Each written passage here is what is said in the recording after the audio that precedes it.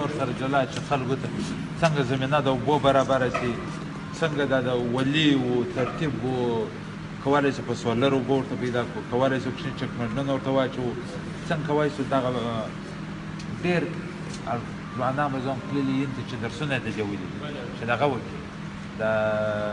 کوچني ماشینان ځینې ماشینان چې څرخه میوه وساتي، دلته میوه د باغوس تویېږي،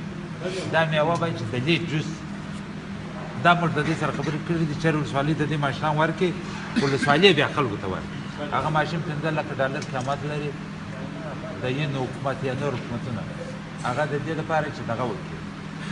دغه میوه د انګور نه دي چې هغه سم ټولېږي چا تویېږي، خو دا ځي په خاورو نه یا خلکو راټول کړي دی په پټو کې هلته یې ځای خرڅوي من یې پاټ شو.